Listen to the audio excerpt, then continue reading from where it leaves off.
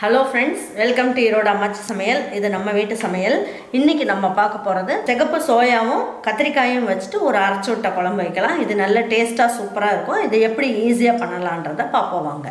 நம்மளோட சேனலில் சப்ஸ்கிரைப் பண்ணாதவங்க சப்ஸ்கிரைப் பண்ணிக்கோங்க. சமையல் குறிப்புக்கள்லாம் உடனே உங்களுக்கு வேணும்னு நினச்சிங்கன்னா பக்கத்தில் இருக்க பெல் பட்டனை அழுத்தி வச்சுக்கோங்க. அப்படியே ஃபேஸ்புக், இன்ஸ்டாகிராம், ஷேர் சேட்டை ஃபாலோ பண்ண மறந்துடாதீங்க. பாருங்க, இப்போ இந்த குழம்பு வைக்கிறதுக்கு டீஸ்பூனில் 1 ஸ்பூன் அளவுக்கு கடலைப்பருப்பு போட்டுக்கலாம்.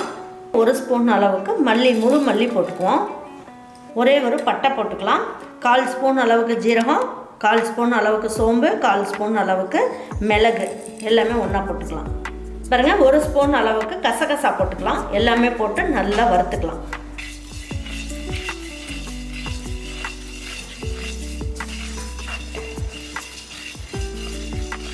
இதில் 1/4 ஸ்பூன் அளவுக்கு பெருங்காயம் போட்டுக்கலாம்.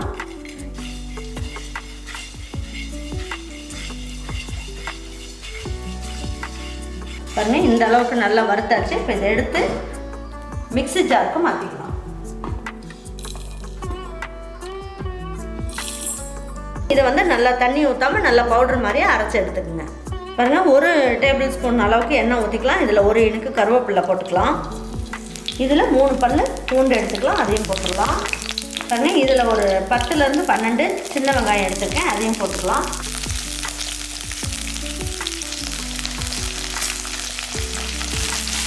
பாருங்கள், வெங்காயம் இந்த அளவுக்கு நல்லா வதங்கினா போதும். பாருங்கள், இதில் ஒரு 1/4 மூடி அளவுக்கு தேங்காவை கீரி எடுத்து வச்சுருக்கேன். இதை வந்து நம்ம ஃபஸ்ட்டு பல்ஸில் போட்டு எடுத்துக்கலாம். இப்போ இந்த வெங்காயம் எல்லாமே இந்த தேங்காய் பல்ஸில் போட்டு வச்சுருக்கோம் இல்லைங்களா? இப்போ இதில் இந்த வெங்காயத்தெல்லாம் எடுத்து போட்டுக்கலாம். இதையும் வந்து பல்ஸில் போட்டு கொஞ்சமாக தண்ணி ஊற்றி நல்லா நைஸாக அரைச்சி எடுத்து வச்சுக்கலாம். குழம்பு வைக்கிறதுக்கு தேவையான அளவுக்கு எண்ணெய் ஊற்றிக்கலாம். ஒரு 1/4 ஸ்பூன் அளவுக்கு கடுகு, உளுந்தம் பருப்பு போட்டுக்கலாம். இதுலேயே என்ன பண்ணுவோம், 1/4 ஸ்பூன் அளவுக்கு வெந்தயம் போட்டுக்கலாம். ஒரு பிஞ்ச் அளவுக்கு ஜீரகம். இதில் 1 இனுக்கு கருவேப்பிலையை நல்லா பிச்சுட்டு போட்டு தாளிச்சிக்கலாம். இதுலேயே ஒரு 5 பல்லு பூண்டு எடுத்து வச்சுருக்கேன், இதையும் இதிலே போட்டுடலாம். ஒரு கைப்பிடி அளவுக்கு சின்ன வெங்காயத்தை கட் பண்ணி எடுத்து வச்சுருக்கேன், இதையும் போட்டுருவோம்.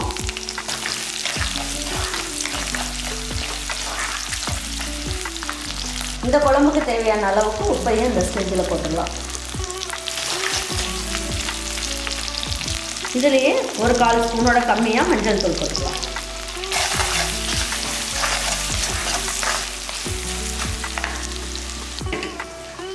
பாருங்கள், இது வந்து சிகப்பு சோயா, நல்லா ஃப்ரெஷ்ஷானது. இது வந்து நம்ம குக்கர்லலாம் போட்டு விசில் விடணும்னு அவசியம் இல்லை. நம்ம அதுக்கு பதில் என்ன பண்ணலாம், இந்த வெங்காயம் வதங்கும் போது இந்த சோயாவையும் இதில் போட்டுடலாம்.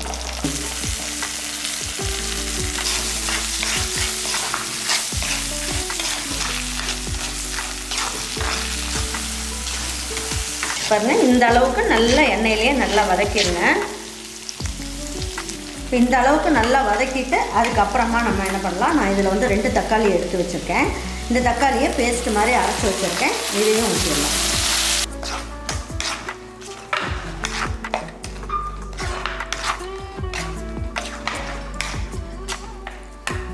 ஒரு 1/2 ஸ்பூன் அளவுக்கு ரெட் சில்லி பவுடர் போட்டுக்கலாம். நம்ம வீட்டு குழம்பு மிளகாய் தூள் 1/2 ஸ்பூன் அளவுக்கு போட்டுக்கலாம். இது டேபிள் ஸ்பூன். குழம்பு வந்து நல்ல வாசனையாக சூப்பராக இருக்கும். இப்போ இந்த ஸ்டேஜில் என்ன பண்ணலாம், நம்ம எடுத்து பொடி பண்ணி வச்சுருக்கோம் இல்லைங்களா, அந்த பொடியும் இதில் போட்டுடலாம்.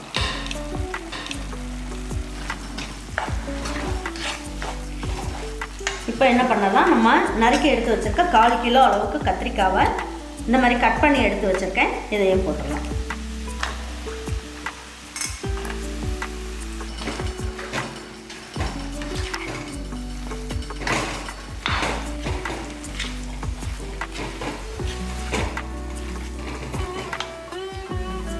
இப்போ இந்த குழம்புக்கு தேவையான அளவுக்கு, அதாவது இந்த கத்திரிக்காயெலாம் வேகணும் இல்லையா, அதுக்கு தேவையான அளவுக்கு தண்ணியை ஊற்றிக்கலாம்.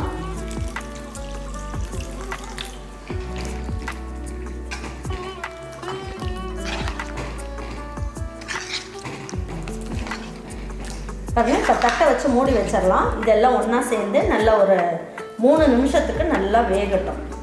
பாருங்கள், இப்போ வந்து நம்ம எடுத்து பார்க்கலாம் கத்திரிக்காய் வெந்துருச்சான்ட்டு. பாருங்கள், கத்திரிக்காய், சோயா எல்லாமே நல்லா வெந்துருச்சு. பாருங்கள், நல்லா நசுங்கிடுச்சு பாருங்கள். இப்போ இந்த ஸ்டேஜில் என்ன பண்ணலாம் அப்படின்னு பார்த்தீங்கன்னா, பாருங்க, எலுமிச்சம்பழம் அளவுக்கு புளி எடுத்து கரைச்சி வடிகட்டி இதில் ஊற்றிக்கலாம்.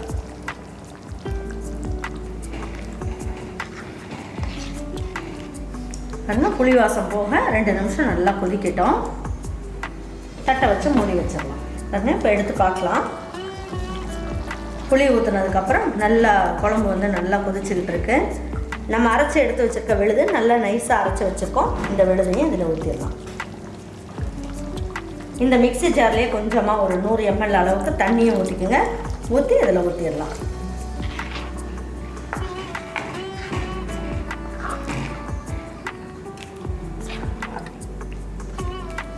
கொதிச்சதுன்னா இன்னும் கொஞ்சம் திக்காகும். இந்த ஸ்டேஜில் இருந்ததுனா தான் உங்களுக்கு வந்து குழம்பு எடுத்து ஊற்றி சாதத்தில் போட்டு சாப்பிட்றதுக்கு நல்லா சூப்பராக இருக்கும். இப்போ என்ன பண்ணுவோம், தட்டை வச்சு மூடி வச்சிடலாம். இது ஒரு 2 நிமிஷத்துக்கு நல்லா கொதிக்கட்டும். பாருங்க, இப்போ எடுத்து பார்க்கலாம். பாருங்க, நல்லா குழம்பு நல்லா ஜம்முன்னு நல்லா கொதிச்சு நல்லா சூப்பராக வந்துருச்சு.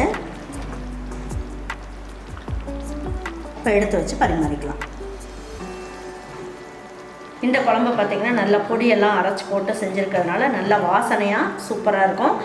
இதே மாதிரி ஒரு குழம்பை உங்கள் வீட்டில் இருக்கவங்க எல்லாருக்குமே செஞ்சு கொடுத்துட்டு அவங்களுக்கெல்லாம் பிடிச்சிருந்ததுன்னா லைக் பண்ணுங்கள், ஷேர் பண்ணுங்கள், சப்ஸ்கிரைப் பண்ணுங்கள், மறந்துடாமல் கமெண்ட்ஸ் பண்ணுங்கள். தேங்க்யூ ஃபார் வாட்சிங் ஈரோடு அம்மாச்சி சமையல். தேங்க்யூ.